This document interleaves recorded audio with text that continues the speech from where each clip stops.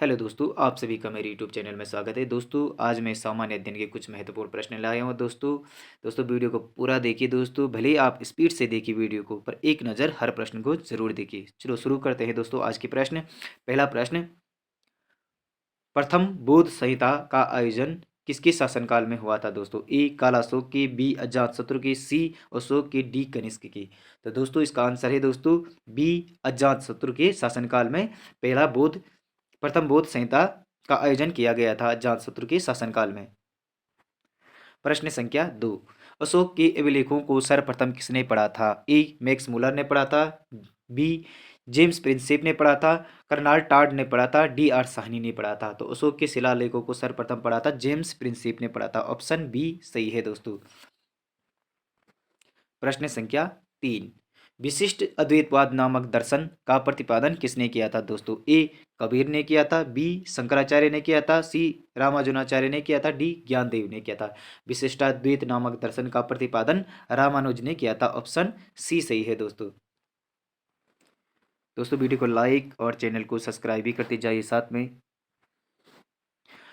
प्रश्न संख्या 4, पंचतंत्र का फारसी भाषा में अनुवाद यार ए दानिश नाम से किसने किया था? ए अब्दुल फजल ने किया था, बी मौलाना हुसैन फैज ने किया था, सी हसन निजामी ने किया था, और डी अमीर खुसरो ने किया था। तो पंचतंत्र का फारसी भाषा में अनुवाद किसने किया था दोस्तों? इसका उत्तर है दोस्तों मौलाना हुसैन फैज ने किया था दोस्तों। पंचतंत्र का अनुवाद दार यार ए दानिश नाम से किया था दोस्तों। प्रश्न संख्या 5, गांधी इरविन समझौते पर हस्ताक्षर हुए थे दोस्तों वर्ष 1931 में, वर्ष 1935 में, वर्ष 1942 में और वर्ष 1919 में। तो गांधी इरविन समझौते पर हस्ताक्षर हुए थे वर्ष 1931 में। ऑप्शन ए सही है दोस्तों। प्रश्न संख्या 6, निम्नलिखित में से किसे 7 पहाड़ियों का नगर कहा जाता है? ए पेरिस को कहा जाता है, मैड्रिड को कहा जाता है, एम स्टर्म को कहा जाता है और रोम को कहा जाता है। तो 7 पहाड़ियों का नगर कहा जाता है दोस्तों रोम को कहा जाता है। ऑप्शन डी सही है दोस्तों।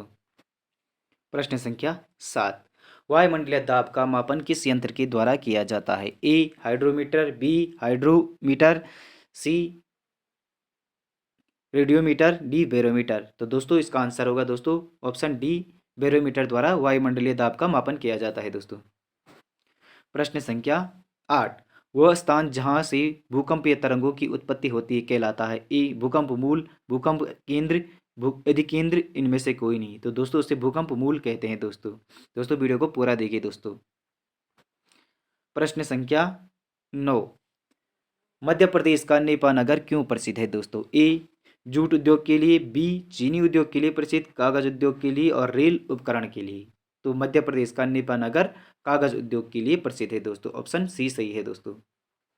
प्रश्न संख्या 10, निम्नलिखित में से कौन सी जनजाति भारत की सिक्किम राज्य में पाई जाती है? ए मीणा, बी गोरा, सी धारू और डी लेपचा। तो कौन सी जनजाति सिक्किम राज्य में पाई जाती है दोस्तों? तो लेपचा जनजाति सिक्किम में पाई जाती है दोस्तों। प्रश्न संख्या 11, भारतीय महिलाओं को पहली बार मतदान का अधिकार कब प्राप्त हुआ? ए भारत शासन अधिनियम 1909, बी भारत शासन अधिनियम 1919, सी भारत शासन अधिनियम 1935, डी भारत परिषद अधिनियम 1992। तो दोस्तों इसका आंसर होगा बी भारत शासन अधिनियम 1919 में महिलाओं को पहली बार मतदान का अधिकार प्राप्त हुआ। प्रश्न संख्या 12, बी आर अम्बेडकर का संविधान सभा में निर्वाचन किस क्षेत्र से हुआ था दोस्तों? ए पश्चिम बंगाल से, बी मुंबई प्रेसिडेंट से, सी मध्य भारत से, डी पंजाब से। तो दोस्तों भीमराव अम्बेडकर का संविधान सभा में निर्वाचन पश्चिम बंगाल से हुआ था दोस्तों। ऑप्शन ए सही है दोस्तों। प्रश्न संख्या 13, वित्त आयोग की नियुक्ति कौन करता है? ए वित्त मंत्री करता है, बी प्रधानमंत्री करता है, सी लोकसभा अध्यक्ष करता है, सी डी राष्ट्रपति करता है। तो वित्त आयोग की नियुक्ति करता है दोस्तों राष्ट्रपति करता है वित्त आयोग की नियुक्ति। प्रश्न संख्या 14, राज्यसभा की सभापति की अनुपस्थिति में राज्यसभा का कार्य संचालन कौन करता है? राज्यसभा की अनुपस्थिति में राज्यसभा का कार्य का संचालन कौन करता है? लोकसभा अध्यक्ष करता है, बी लोकसभा उपाध्यक्ष करता है, उपसभापति करता है और केंद्रीय गृह मंत्री करता है। तो दोस्तों उपसभापति करते हैं दोस्तों राज्यसभा का संचालन, राज्यसभा की अनुपस्थिति में, राज्यसभा की सभापति की अनुपस्थिति में राज्यसभा का कार्य संचालन करता है उपसभापति करते हैं दोस्तों। प्रश्न संख्या 15, भारत के कितने राज्यों में द्विसदनात्मक विधानमंडल है दोस्तों? ए 5 राज्यों में, बी 6 राज्यों में, सी 7 राज्यों में, डी 12 राज्यों में। तो दोस्तों ऑप्शन सी सही है दोस्तों, 7 राज्यों में द्विसदनात्मक विधानमंडल है दोस्तों। प्रश्न संख्या 16, कृषि उपज की प्राप्ति तथा आयात और निर्यात के संचालन के लिए कार्यरत संस्था है। कृषि उपज की प्राप्ति तथा आयात और निर्यात के लिए संचालन के लिए कार्यरत संस्था है। ए कृषक राष्ट्रीय कृषक आयोग, बी राष्ट्रीय कृषि सहकारी विपणन संघ, सी नाबार्ड, डी कृषि लागत और मूल्य। तो इसका आंसर है दोस्तों ऑप्शन बी, कृषि राष्ट्रीय कृषि सहकारी विपणन संघ। कृषि उपज की प्राप्ति और आयात निर्यात के संचालन के लिए कार्यरत संस्था है कृषि राष्ट्रीय कृषि सहकारी विपणन संघ। प्रश्न संख्या 17, निम्न में से खरीफ की फसल नहीं है दोस्तों? धान, ज्वार, बाजरा, चना।